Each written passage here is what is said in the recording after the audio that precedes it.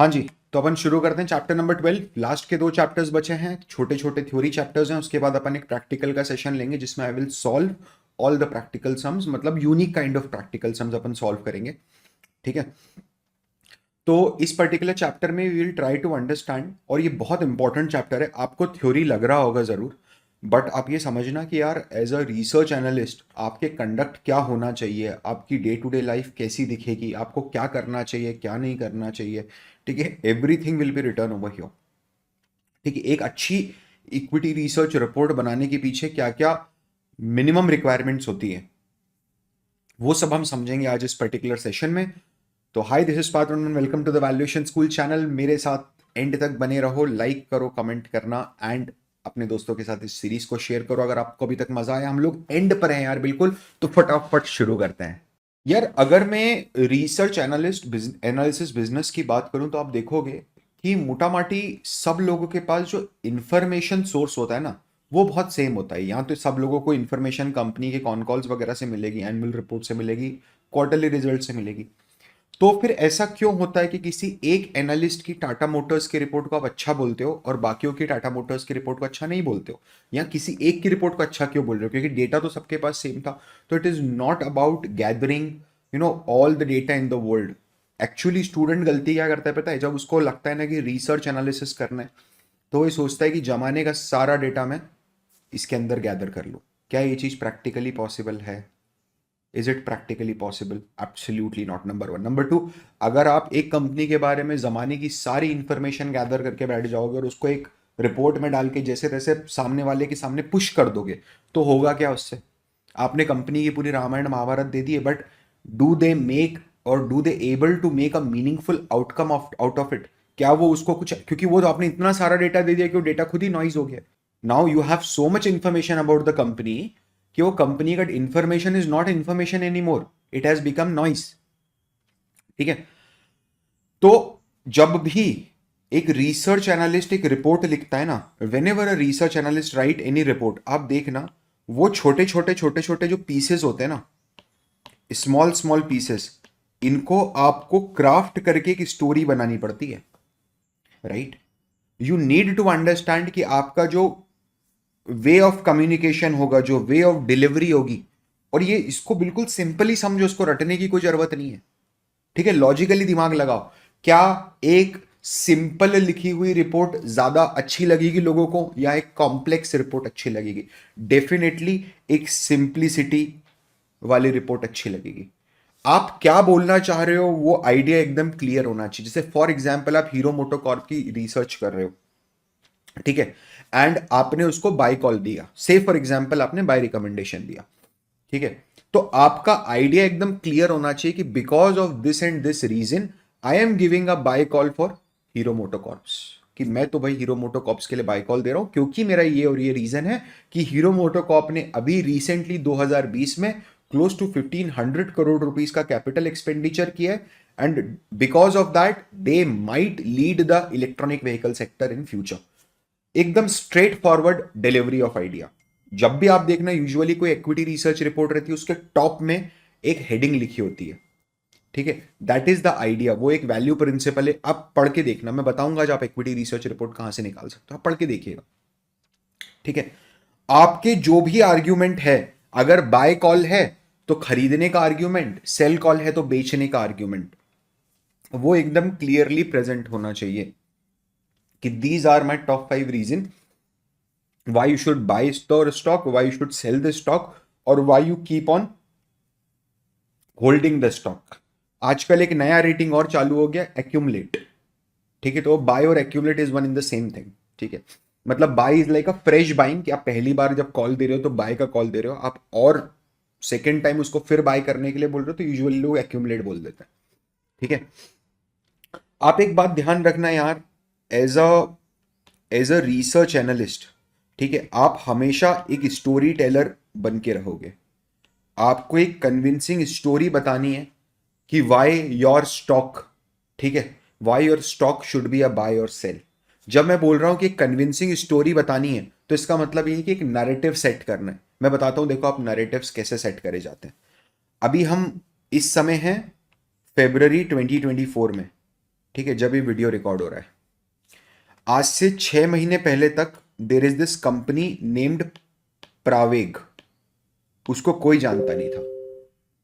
ठीक है, और सडनली आप देखोगे तो रातों रात प्रवेग का शेयर 4x 5x हो गया in less than 1.5 2 months, and now everyone is talking about Praveg. Praveg क्या करता है पता है? टेंट सिटीज बनाता है। जो आप देखते हो ना, गुजरात में टेंट सिटी बनी है, इलाहाबाद में टेंट सिटी बनी है, वो प्रवेग बनाता है। अब ये जो 2 ढाई महीने में जो एक मोमेंटम आया है ना, वो क्यों आया है पता है? Because people have started setting a narrative around Praveg कि अरे प्रवेग का मोनोपोली बिजनेस है, अरे ये है, अरे वो है। ठीक है, इसके अलावा यू नीड टू अंडरस्टैंड कि आपको पहले यूजर की रिक्वायरमेंट समझनी पड़ेगी कि आपका यूजर कौन है। अगर आप जनता जनार्दन पब्लिक के लिए रिपोर्ट पब्लिश कर रहे हो, आप एक सेल साइड एनालिस्ट हो और आप पब्लिक के लिए रिपोर्ट पब्लिश कर रहे हो, तो डेफिनेटली आप एक शॉर्ट टर्म टारगेट दोगे उसको। कारण क्या होता है? पब्लिक को ऐसी रिपोर्ट पसंद नहीं है जो ये बोलती है कि टाटा मोटर्स 4 गुना हो जाएगा, 10 साल 15 साल होल्ड करके रखो। Nobody likes that. Everyone wants कि तुम तो कोई ऐसा कॉल बताओ जो 20-25% पैसा अभी बन जाए अगले 2 महीने 3 महीने 4 महीने में, right? Everyone is running for the short money. तो अगर आप रिटेलर्स को रिपोर्ट दे रहे हो तो your view is usually a short term view. एक एनालिस्ट का व्यू जो होता है वो हमेशा शॉर्ट टर्म होता है। इन रिस्पेक्ट ऑफ दैट, अगर आपको किसी क्लाइंट ने हायर किया है, से फॉर एग्जांपल राकेश झुंझुनवाला जी की फर्म है, लेट राकेश झुंझुनवाला जी की फर्म है रेयर एंटरप्राइजेज। रेयर एंटरप्राइजेज ने आपको हायर किया कि भाई मेरे को एक फला कंपनी पे रिसर्च करके दे दो। ठीक है, तो आप उनके लिए कस्टमाइज रिपोर्ट बनाओगे जिसमें आप, क्योंकि उनका व्यू लॉन्ग टर्म है, राइट? तो अब आप हर चीज को लॉन्ग टर्म मेजर से देखोगे। समझना, शॉर्ट टर्म मेजर है मतलब अगर कोई करंटली टाटा मोटर्स में स्ट्राइक चल रही है तो you will mention that in your short term report, right? And you will say कि भाई शॉर्ट टर्म मोमेंटम थोड़ा खराब रह सकता है। बट अगर किसी को टाटा मोटर्स, समझना, अगर किसी को टाटा मोटर्स 10 साल 15 साल 20 साल के लिए खरीदना है, ठीक है, तो उसको क्या फर्क पड़ता है आज स्ट्राइक हो रही है कि नहीं हो रही है, राइट? तो आपको रिपोर्ट अपनी ऑडियंस के हिसाब से कस्टमाइज करनी पड़ेगी। ठीक है, अच्छा अब देखते हैं अपन कि एक रिपोर्ट जब आप ड्राफ्ट करते हो तो इसकी स्ट्रैटेजी क्या होती है। सबसे पहले जैसे आपको कोई कंपनी के बारे में किसी को भी एक रिपोर्ट बनानी है, अपन तो समझ रहे हैं कि आप स्क्रैच से रिपोर्ट बना रहे हो, तो भाई आप उस कंपनी की रिपोर्ट के अंदर क्या क्या चीजें इंक्लूड करोगे? आप क्या क्या चीजें इंक्लूड करोगे देखना जरा। आप कंपनी का ओवरव्यू इंक्लूड करोगे, एनालिसिस नहीं, ओवरव्यू होता है। ठीक है, फाइनेंशियल एनालिसिस तो होता ही है, एक ओवरव्यू इंक्लूड करोगे। आप कंपनी का शेयर होल्डिंग डिटेल इंक्लूड करोगे। आप उसका सॉर्ट करोगे, स्ट्रेंथ वीकनेस अपॉर्चुनिटी थ्रेट बताओगे, जो भी है ना? स्ट्रेंथ और कंसर्न सॉर्ट के अंदर आ जाती हैं। आप ओवरऑल इंडस्ट्री और ओवरऑल इकोनॉमी कैसे परफॉर्म कर रही है, आप उसके ऊपर बात करोगे। आप रेशियो एनालिसिस के ऊपर बात करोगे, जो भी कंपनी के फाइनेंशियल इंडिकेटर्स हैं। ठीक है, तो इट इज वेरी इंपॉर्टेंट कि आप, है ना, पहले से पूरा स्ट्रक्चर सेट करके रखो। एक्चुअली क्या होता है जब आप किसी इक्विटी रिसर्च फर्म में काम करते हो ना, तो उनकी इक्विटी रिसर्च रिपोर्ट का जो टेम्पलेट होता है वो टेम्पलेट पूरा का पूरा सेट होता है। ठीक है, क्यों क्यों टेम्पलेट सेट करना होता है? यार ऐसा नहीं होगा ना कि आप हर बार जब रिपोर्ट बनाने बैठोगे तो स्क्रैच से बनाने बैठोगे। क्या होता है ना, एक इक्विटी रिसर्च एनालिस्ट, अगर आप एक एसोसिएट हो तो बिलीव मी, आप एक क्वार्टरली रिजल्ट सीजन जब आता है, जब कंपनीज के क्वार्टरली रिजल्ट्स आते हैं, उस दौरान you will be like you हो सकता है आपको ऑफिस में सोना पड़ जाए। समझ रहे हो? आप, मैं इतनी बड़ी बात बोल रहा हूँ कि हो सकता है आपको ऑफिस में सोना पड़ जाए।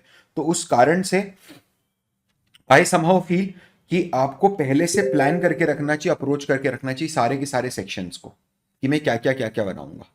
ठीक है, अपार्ट फ्रॉम दैट अगर आप देखोगे तो इसको अगर मैं ब्रॉडर लेवल पे कैटेगराइज करूं तो इक्विटी रिसर्च रिपोर्ट में एक आप देते हो फैक्ट्स। फैक्ट्स मतलब जो गैदर आपने इंफॉर्मेशन करी कि रेवेन्यू कितना बड़ा है, ठीक है, डेटर टर्नओवर रेशियो कितना बड़ा है, एंड योर करंट कंपनी ने केपेक्स कितना करा है, क्या करा है, वो सब इंफॉर्मेशन आप देते हो। एबिडा मार्जिन कितने बढ़े year on year, quarter on quarter. फिर एक रहता है जहां पर आप अपना ओपिनियन देते हो। ठीक है, you are giving your opinion, your views, कि आपको क्या लगता है। समझना, अगर आप रिटेलर हो और आपको कुछ लगता है तो दैट लगता है इज इनएलिजिबल, वो नहीं लगना चाहिए। लेकिन अगर आप रिसर्च एनालिस्ट हो और आपको कुछ नहीं लगता है तो गड़बड़ है वीरू। समझ रहे हो? आपको स्टॉक्स के बारे में कुछ ना कुछ तो लगना ही चाहिए, क्योंकि वही आपका काम है। आप एक रिसर्च एनालिस्ट हो और आपको कुछ ना कुछ लगना ही चाहिए स्टॉक के बारे में, राइट? ये चीज समझ में आ रही है सब लोगों को एकदम परफेक्टली?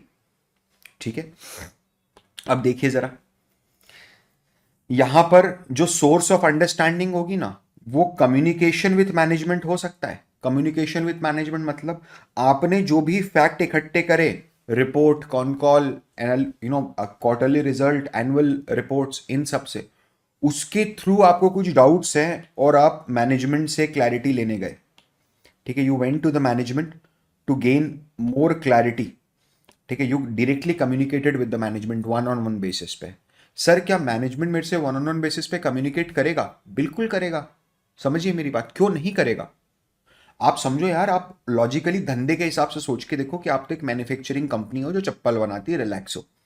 ठीक है, एक कंपनी आई कोटक सिक्योरिटीज, आपको फोन लगा के बोल रही कि हमको आपसे मिलना है, आपके बिजनेस के बारे में कुछ क्वेश्चंस हैं, हम आप पे रिसर्च कर रहे हैं और जल्दी एक रिसर्च रिपोर्ट पब्लिश करने वाले हैं।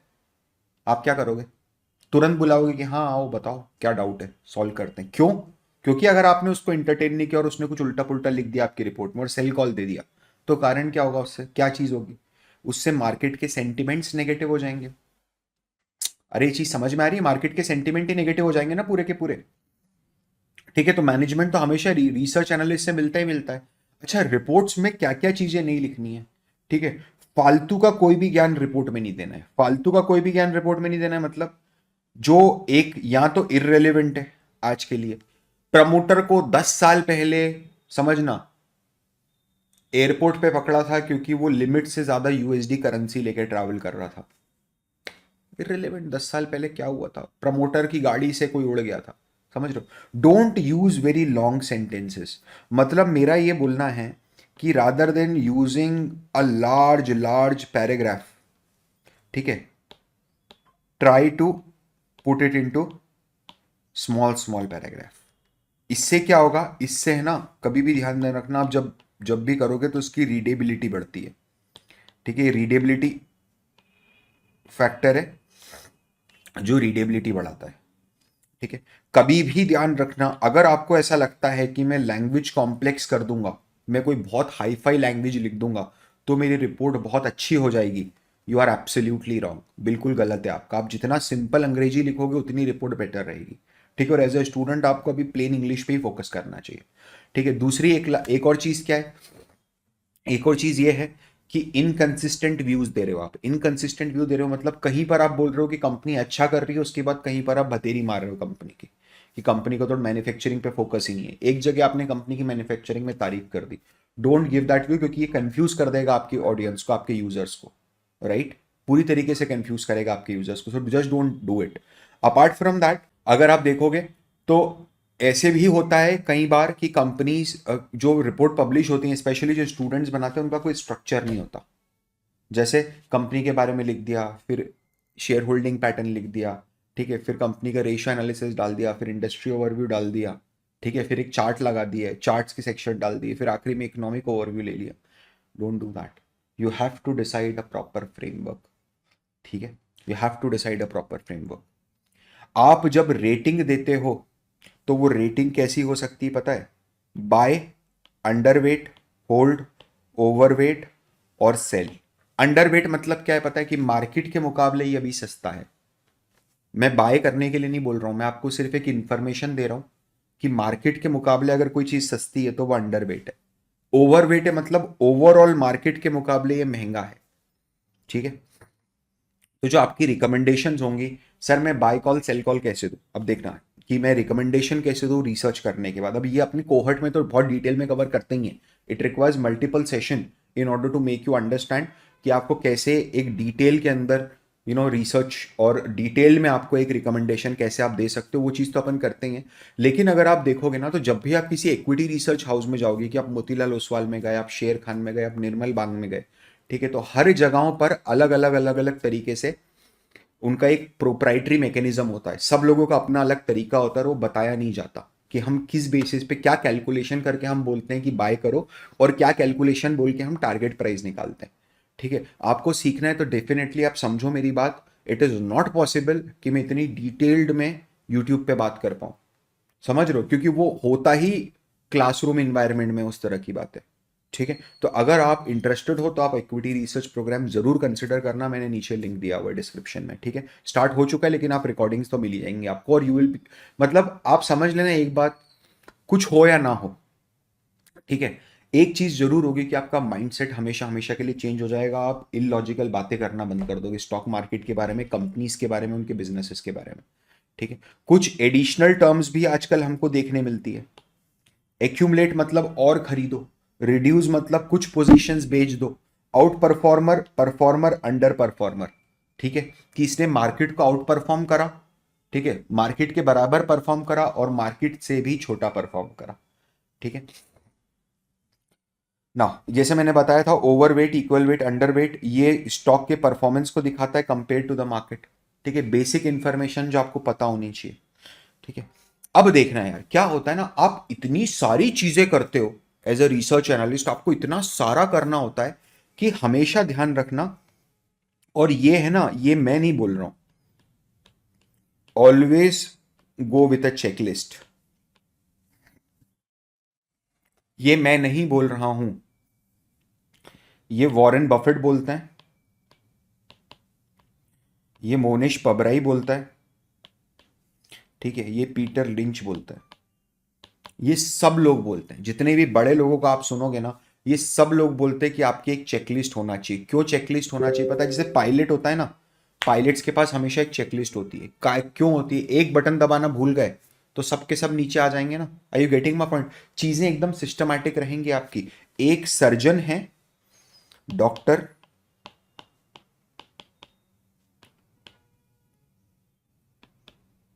अतुल गवांडे, उन्होंने एक बुक लिखी है, बहुत पतली सी किताब है, मतलब लिटरली 75 पेज की किताब है, बट वो किताब इतनी पावरफुल है कि इंडियन डॉक्टर की लिखी हुई किताब को वॉरेन बफेट पढ़े और उन्होंने तारीफ करी। 75 पेज की किताब है जहां पर उन्होंने, और इसका इन्वेस्टिंग से भी कोई लेना देना नहीं है, मैं फिर बता रहा हूं, लेकिन ये आपके एनआईएसएम के करिकुलम में भी है। और जैसा मैंने बोला कई बार, वॉरेन बफेट ने पीठ थपथपाई अतुल गवांडे जी की।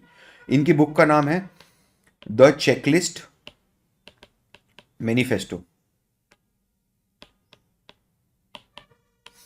ठीक है, और ये सर्जन है, इन्होंने ये बताया है कि सर्जरी करते समय चेकलिस्ट बनाने का क्या इंपॉर्टेंस है।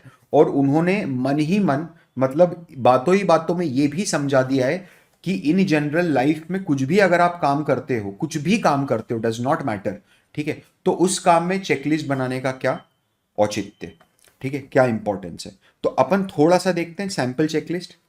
ठीक है, कि अगर मेरे को एक इन्वेस्टमेंट रिसर्च रिपोर्ट बनानी है, ठीक है, तो मेरे को क्या क्या चीजें ऐसी हैं जो मुझे आइडेंटिफाई करनी पड़ेंगी। तो सबसे पहले क्वालिटेटिव मैटर, क्वालिटेटिव पैरामीटर मतलब बिजनेस कैसा है, मैनेजमेंट कैसा है, बिना नंबर्स पे जाए उसका इवैल्यूएशन करना, उसको क्वालिटेटिव पैरामीटर बोलते हैं। क्वांटिटेटिव पैरामीटर मतलब नंबर क्रंचिंग होगी। नंबर क्रंचिंग मतलब आप कुछ प्लस करोगे, कुछ माइनस करोगे, कुछ ये करोगे, कुछ वो करोगे। फिर क्या है? फिर है वैल्यूएशन पैरामीटर। वैल्यूएशन पैरामीटर मतलब कि आपने बिजनेस को वैल्यू कैसे करा है, ठीक है। एंड फाइनली आपने रेटिंग कैसे दी है, उस चीज का क्या पैरामीटर है। जैसे क्वालिटेटिव पैरामीटर की अपन थोड़ी सी बात करते हैं। क्वालिटेटिव पैरामीटर में आप देखोगे तो सबसे पहली चीज तो ये है जो आपको खुद से पूछनी पड़ेगी कि भाई क्या मेरे को, अगर मैं बिजनेस बिजनेस बिजनेस बिजनेस की बात कर रहा हूं, तो क्या मुझे बिजनेस समझ में आता है? Do I understand the business?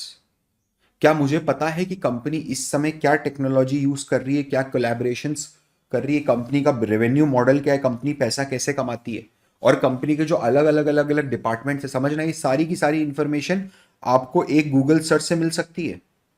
पता है आपको, एक गूगल सर्च से मिल सकती है। इट्स जस्ट दैट आप लोग मेहनत नहीं करना चाहते हो, और ये फैक्ट है। अभी भी आपको लग रहा होगा, कई लोगों को ऐसा लग रहा होगा कि क्या पका रहा है यार बैठ के। इट्स फाइन, एनआईएसएम के एग्जाम पास करके कोई नौकरी थोड़ी ना मिल रही है। क्या लगता है आपको? Are you mad? समझ रहे हो आप? सिर्फ एक एग्जाम 15, समझ रहे हो आप, एक छोटा सा एग्जाम पास करके किसी को नौकरी मिलती, पूरा हिंदुस्तान एनआईएसएम आरए का एग्जाम दे रहा होता, ऐसा हो जाता तो। राइट, आपको नौकरी मिलेगी आपकी अंडरस्टैंडिंग से, आपको नौकरी मिलेगी कि आप कितनी ज्यादा मेहनत अपनी कंपनी पे कर रहे हो। ठीक है, और अगर इसके लिए एक स्ट्रक्चर्ड अप्रोच चाहते हो, इसी के लिए अपन ने कोहर्ट बनाया है। चलिए, ठीक है, इंडस्ट्री के अंदर क्या क्या चैलेंजेस हैं, सॉरी, इंडस्ट्री के अंदर क्या क्या इस समय चैलेंजेस है। आप केमिकल इंडस्ट्री इस टाइम देखोगे तो, क्योंकि ग्लोबल ग्लोबल पहले सप्लाई चेन का डिस्ट्रप्शन हुआ कोविड के कारण, तो केमिकल इंडस्ट्री पूरी हिल गई, क्योंकि एक्सपोर्ट ओरिएंटेड मार्केट है, एक्सपोर्ट ओरिएंटेड इंडस्ट्री है। ठीक है, फिर क्या हुआ उसके बाद? ग्लोबल इकोनॉमी डाउन टर्न आ गया एकदम, यूएस इकोनॉमी, यूरोप इकोनॉमी, सब के सब नीचे गिर रही हैं। रशिया यूक्रेन का वॉर आ गया, तो इस पॉइंट ऑफ टाइम पर ये सबसे बड़ा चैलेंज है। ठीक है, फिर आप देखोगे कि कंपनी का डिस्ट्रीब्यूशन चैनल क्या है और बिजनेस की स्केलेबिलिटी क्या है, कंपनी धंधे को कितना बड़ा कर सकती है। ये सब चीजें आपको शार्क टैंक में सुनने को मिलती होगी कि आपका बिजनेस तो अच्छा है बट ये एक स्केलेबल बिजनेस नहीं है। ठीक है, आप क्या कर रहे हो, आप मेहंदी मेहंदी के ट्यूटोरियल्स दे रहे हो, right now it's a good business, sorry for that hand, but it's a good business but it is not a scalable business. ठीक है, आप देखोगे कि आपकी सप्लाई और डिमांड में गैप क्या है। जैसे मैं आपको इसका रियल लाइफ एग्जांपल बताता हूँ, डिमांड और सप्लाई में क्या गैप है। वरुण बेवरेजेस लिमिटेड का अगर आप कॉन कॉल पढ़ोगे, वरुण बेवरेजेस लिमिटेड मतलब वो कंपनी जो इंडिया में पेप्सी के लिए पेप्सी बनाती है। तो वरुण बेवरेजेस लिमिटेड के मैनेजमेंट ये बोले थे लास्ट ईयर कि जो हमारा जूस है, जूस का फैक्ट्री हमारा फुल ऑप्टिमल कैपेसिटी पे ऑप्ट कर रहा है, इससे ज्यादा हम प्रोडक्शन नहीं कर पाएंगे, लेकिन डिमांड बनी हुई है, हमारे जूस की डिमांड बनी हुई है, पेप्सी वाले जूस की डिमांड बनी हुई है। ठीक है, तो इसके लिए इस पॉइंट ऑफ टाइम पर क्या आप देख रहे हो कि डिमांड और सप्लाई का गैप है, कि आप सप्लाई नहीं दे पा रहे हो क्योंकि आपकी कैपेसिटी नहीं है, लेकिन डिमांड बनी हुई है। तो जब ये डिमांड सप्लाई का गैप आएगा, specially because of the supply side, तो आपका नया एक आपका कोर्स ऑफ एक्शन क्या होना चाहिए एज अ गुड बिजनेस। आपको पता है जब लोग खरीदने तैयार हैं, ठीक है, और मैं जितना बना रहा हूं सब बिक जा रहा है, और बना रहा हूं तो और बिक जा रहा है, ठीक है, तो जब इतना हो रहा है तो why should not create another capacity. तो उन्होंने एग्जैक्टली वही करा, they started a new facility. ठीक है, आपको कंपनी के बिजनेस पे लॉन्ग टर्म आउटलुक लेना पड़ेगा, आपको ये समझना पड़ेगा कि क्या मेरे बिजनेस के पास कोई मोट है। बिजनेस के पास कोई मोट है का मतलब ये है कि ऐसा तो नहीं कि कल को कोई भी चलता फिरता आदमी आके मेरी बिजनेस की वाट लगा के चला जाएगा। क्या बिजनेस के अंदर कोई ऐसी दीवार बनी हुई है जिससे किसी को भी अंदर घुसना थोड़ा सा प्रैक्टिकली पॉसिबल ना हो? क्या ये चीज हो पा रही है बिजनेस के अंदर? ये आपको देखना है। बिजनेस के अंदर डाउनवर्ड रिस्क कितनी है? डाउनवर्ड रिस्क मतलब अगर ये बिजनेस नीचे गिरा तो कितना नीचे गिर सकता है? क्या कंपनी के पास प्राइसिंग पावर है? प्राइसिंग पावर का क्या मतलब होता है कि कंपनी अपनी मर्जी से रेट बड़ा कम कर सकती है? मुझे एक बात बताओ, लिख के बताओ, ठीक है, नीचे मेरे को आप कमेंट में लिख के बताना अगर आप देख रहे हो तो। आप मुझे बताओ, ये दो कंपनीज के मैं नाम लेता हूं, पार्ले और एप्पल, इन दोनों में से प्राइसिंग पावर किस कंपनी के पास है? कौन सी कंपनी अपने प्रोडक्ट के प्राइस बढ़ा देगी तो लोग उसको खरीदना कम नहीं करेंगे? ठीक है, आपको एनालाइज करना पड़ेगा कि मार्केट में अपने दूसरे कॉम्पिटिटर्स कौन से हैं। आपको ये बताना पड़ेगा कि मैनेजमेंट की क्वालिटी कैसी है, शेयर होल्डिंग पैटर्न क्या है, उसमें कोई चेंजेस हुए हैं क्या पिछले 4-5 सालों में। ठीक है, आपको बिजनेस समझाना पड़ेगा कि बिजनेस की कैटलिस्ट क्या है, और बिजनेस की कैटलिस्ट क्या है, बिजनेस में बिजनेस का मॉडल क्या है। इसको क्या बोलते हैं पता है? इसको बोलते हैं usually value chain of the business, कि बिजनेस की वैल्यू चेन क्या है। समझ में आ रहा है? फिर अगर आप क्वांटिटेटिव में जाते हो तो आप क्या क्या चीजें देखोगे। क्वांटिटेटिव में अगर आप जाते हो तो यू विल सी कि कंपनी ने कब कब पहले हिस्ट्री में इक्विटी इशू करी है, बायबैक करा है, क्या कंपनी के रेवेन्यू ग्रोथ कंसिस्टेंट है, ये सब चीजें आपको स्क्रीनर से दिख जाएगी। सारी चीजें भी दिखा देता हूं 1 मिनट में। क्या कंपनी की प्रॉफिटेबिलिटी आ रही है, मार्जिन आ रहे हैं? देखो, रेवेन्यू, रेवेन्यू के बाद सीधे प्रॉफिटेबिलिटी, दूसरी चीज। तीसरा क्या है, क्या कंपनी का डेट की क्या कंडीशन है, क्या कंपनी के ऊपर डेट है? ठीक है, तीसरा, कंपनी जो शेयर होल्डर्स को रिटर्न दे रही है उसका ट्रैक रिकॉर्ड क्या है। रिटर्न मतलब जो प्राइस मोमेंट है उसका ट्रैक रिकॉर्ड क्या है। क्या डिविडेंड स्टेबल है, या कंपनी कभी कभी डिविडेंड नहीं देती है, या कंपनी उधार लेके डिविडेंड दे रही है, जैसे डिविडेंड वेदांता की बात करें। कितनी बेवकूफी वाली बात है कि मालिकों को पैसा देना है, वो उधार लेके दे रहे हो आप, जबकि वो प्रॉफिट। भाई डिविडेंड का तो मतलब ही लाभांश होता है, कि लाभ में से एक अंश आपको दे रहे हैं, राइट, दैट इज डिविडेंड। ठीक है, क्या कंपनी के कैश फ्लोज पॉजिटिव हैं पिछले 5 सालों में? और जब मैं कैश फ्लोज की बात करता हूं तो मैं ऑपरेटिंग कैश फ्लोज की बात करता हूं। मैं जाके एनुअल रिपोर्ट में चेक करूंगा कि कहीं ऑडिटर ने कोई ऑब्जर्वेशन तो नहीं दिया है। जब ऑडिटर ने चेक करके अपनी रिपोर्ट दी है तो उसके अंदर कोई नेगेटिव कमेंट तो नहीं करा है। मैं देखूंगा कि नोट्स टू अकाउंट्स के अंदर कंपनी ने कोई ऑब्जर्वेशन तो नहीं दिए हैं। नोट्स टू अकाउंट्स क्या होता है आपको पता है? जब फाइनेंशियल स्टेटमेंट बनता है उसके नीचे कंपनी समझाती है कि अच्छा फिक्स्ड एसेट्स है तो फिक्स्ड एसेट्स के पीछे ये राम कहानी हुई पूरी। आप देखना, जब भी आप बैलेंस शीट देखोगे किसी कंपनी की तो फिक्स्ड एसेट्स होगा, एक 2 डिजिट या सिंगल डिजिट का नंबर लिखा होगा, फिर वो फिक्स्ड एसेट्स का अमाउंट लिखा हुआ। तो जो एक या दो डिजिट का नंबर होता है वो इंडेक्सिंग होती है कि आप इस नंबर के नोट को रेफर करो। वो जो नोट होते हैं that is nothing but notes to accounts, वही नोट्स टू अकाउंट्स होता है। ठीक है, आप देखोगे कि कंपनी के कैपिटल एक्सपेंडिचर के क्या प्लान है, कंपनी कितना पैसा एक्सपेंड कर रही है। क्यों? क्योंकि जो कंपनी स्पेंड करती है पैसा, समझना, जो भी कंपनी पैसा स्पेंड करती है, सिंपल सा लॉजिक है, अगर कंपनी पैसा स्पेंड कर रही है तो कंपनी को फ्यूचर में ग्रोथ दिख रही है। ठीक है, कंपनी का फाइनेंशियल डिसिप्लिन क्या है, एसेट क्वालिटी कैसी है, कंपनी अडानी जैसा बिहेव तो नहीं कर रही है, राइट? समझना, ये ऐसे करके आप धीरे धीरे धीरे धीरे धीरे धीरे इसमें आगे बढ़ोगे। ठीक है, what is intrinsic value, company का बिजनेस की वैल्यूएशन क्या है, कंपनी जितना पैसा फ्यूचर में कमा पाएगी भविष्य में एंड तक, उसकी आज वैल्यू कितनी है। ठीक है, क्या आपको कॉन्फिडेंस है आपके वैल्यूएशन पे, are you confident about your valuation? कहीं आपने ओवर ऑप्टिमिस्टिक ग्रोथ रेट तो नहीं ले लिए, कहीं आपने रिस्क को ओवरलुक तो नहीं कर दिया है? समझ रहे हो आप? आपको ये सब चीजें समझनी पड़ेंगी। फिर बिजनेस का रिलेटिव वैल्यूएशन क्या है, रिलेटिव वैल्यूएशन मतलब कि भाई मेरी कंपनी का अगर आज आप मार्केट कैप देखते हो तो मेरी कंपनी का मार्केट कैप तो चलो 3,000 करोड़ है। ठीक है, जो मेरे जैसी दूसरी कंपनीज हैं वो किस रेशो पे ट्रेड कर रही हैं, उनका ईवी बाय एबिडा क्या है, वो अगर 1 रुपए का एबिडा कमा रही हैं तो उसके ऊपर कितने रुपए की वैल्यू जनरेट कर रही है, और उसके अगेंस्ट में मेरी कंपनी कितने रुपए की वैल्यू जनरेट कर रही है। ठीक है, फिर मेरे प्राइस और मेरे वैल्यू के बीच में डिफरेंस क्या है, अपन ने समझा था रिस्क एंड रिटर्न वाले सेक्शन में कि मेरे प्राइस और मेरे वैल्यू के बीच में डिफरेंस क्या है, मुझे ये सब बताना पड़ेगा। ठीक है, और फाइनली फिर आप क्या देखोगे, आप ये देखोगे कि बिजनेस क्या ओवरऑल बेसिस पे चीप है क्या, क्योंकि चीप बिजनेस खरीदना, चीप मतलब कम रेट पे बिजनेस को खरीदना इज वेरी इंपॉर्टेंट, ताकि आपके रिटर्न्स बने, ताकि आपको मार्जिन ऑफ सेफ्टी मिले। मार्जिन ऑफ सेफ्टी का क्या मतलब होता है सर? प्राइस और वैल्यू के बीच का डिफरेंस, समझ रहे हो आप? और इन सब बेसिस के ऊपर आप अपने फाइनल डिसीजन पे पहुंचोगे। अब 1 मिनट जरा समझना, ठीक है? आपका ये एनआईएसएम का सीरीज ऑलमोस्ट एंड हो रहा है। ठीक है, ऑलमोस्ट एंड पर है। इसके बाद अपन एक चैप्टर नंबर 13 जो लास्ट चैप्टर है रेगुलेशंस वाला, वो कवर करेंगे। ठीक है, और मैं एक सेशन और लूंगा जिसमें मैं प्रैक्टिकल क्वेश्चंस कवर करूंगा। ठीक है भाई, ये तो यहां पर आके एंड हो जाएगा। आप कभी भी जब चाहो 1,500 रुपीज पे करके एग्जाम में बैठोगे और आप पास हो जाओगे, अगर आपने ढंग से पढ़ाई करी है तो। पास भी हो गए, चलो ये भी हो गया। मेरे को एक बात समझाओ, इसके बाद क्या सोचा है, क्या लगता है आपको, क्या करना चाहिए आपको इसके बाद? कारण क्या है ना, द ऑब्जेक्टिव इज, देखो यार आपको भी पता है, ठीक है, मैं आपको रियलिटी बताता हूँ। आपको पता है बाजार में एनआईएसएम के प्रोग्राम जो हैं वो एनीवेयर बिटवीन 500 से लेकर के 4,500 रुपीज तक बिकते हैं। ठीक है, आपको बहुत आसानी से पता है कि अगर मैं इस कोर्स को 1,999 में प्राइस कर देता तो आप में से कई हजार स्टूडेंट्स इस कोर्स को खरीद लेते। I have chose not to do it. समझ रहे हो कारण क्या है पता है? क्योंकि मेरा ऑब्जेक्टिव ये था कि ये जो आप हो ना, से फॉर एग्जाम्पल ये आप, ठीक है, दिस इज यू, मेरा ऑब्जेक्टिव ये था कि आप एक बार कहीं भी पैसा डालने के पहले ये टेस्ट करके देखो।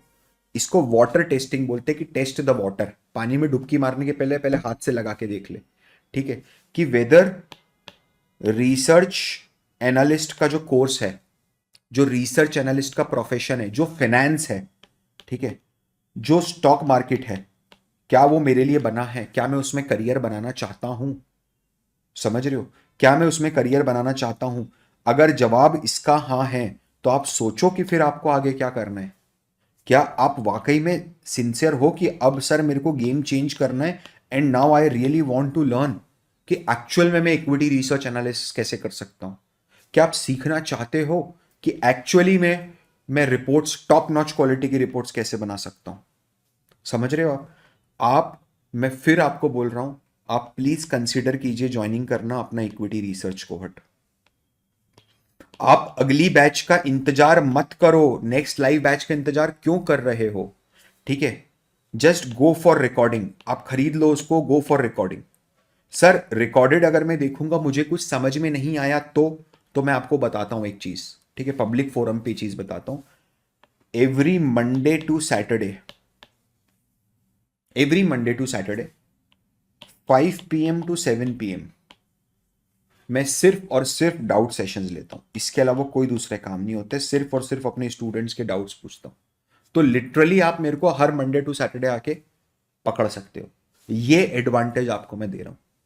और ये सिर्फ डाउट्स के लिए नहीं है, समझ रहे हो? क्या पर्सनल डाउट पूछ रहे हो, क्या आप सर टेक्निकल डाउट, अगर आपको ऐसा लगता है कि यार आप मुझे बड़ा भाई जैसा अगर समझते हो और आपको ऐसा लगता है कि नहीं यार मेरे को तो ये बात करनी मैं किसी से नहीं कर पा रहा हूँ, बिलीव मी स्टूडेंट्स इतनी पर्सनल चीजें शेयर कर देते हैं कई बार कि मेरे को खुद आश्चर्य हो जाता है कि यार ये इतनी पर्सनल चीजें कोई कोई इंसान किसी इंसान को कैसे बता सकता है। मतलब you will not even share with your friends, you will not definitely not share with your father mother, right, with your brother sister. And students ऐसी बातें भी आके शेयर कर देते हैं। तो कोई प्रॉब्लम नहीं यार, मेरा सपोर्ट पूरा आपके साथ रहता है। और ऐसा नहीं कि कोई मैं व्हाइट बोर्ड पे आके पढ़ा के भाग के निकल जाऊंगा, ठीक है, ये सपोर्ट हमेशा रहेगा। तो आप जल्दी से जल्दी अपने करियर को ट्रैक पे लेके आने की कोशिश करो। अगर लगता है कि आपको मेरी टीचिंग स्टाइल बहुत अच्छी लगती है और आप आगे और डेप्थ में समझना चाहते हो, अपना जो इक्विटी रिसर्च कोहर्ट है ना, वो क्लोज टू 130 घंटे का प्रोग्राम है, 130 आवर्स का प्रोग्राम है, जिसमें पावर पॉइंट एकदम स्क्रैच से, बिल्कुल स्क्रैच से, हर चीज एकदम स्क्रैच से, कैसे समझना है, क्या करना है, कहाँ से डेटा लेना है, कहाँ से नहीं लेना है, everything is given there from scratch. तो यार सीरियस हो जाओ दोस्त। आपको लग रहा है NISM certified research analyst LinkedIn पे डाल के छाती चौड़ी करके घूमोगे, डेफिनेटली NISM मदद करेगा आपकी, क्योंकि आपको जब सेबी रजिस्टर्ड रिसर्च एनालिस्ट बनना होगा तो NISM का एग्जाम देना ही देना है। बट मेरा बोलना है सिर्फ NISM मदद नहीं करेगा। तो अगर आप अपना करियर बदलना चाहते हो, लगता है कि हाँ यार 2024 मेरे लिए ही बना है, ठीक है, and I am the one जो इसके अंदर बहुत बड़ा कुछ चेंज अपने खुद की लाइफ में करूंगा, तो आप इक्विटी रिसर्च कोहर्ट ज्वाइन करना कंसिडर करना। मेरे लिए आज इतना ही था। This is Parth Verma signing off, bye bye.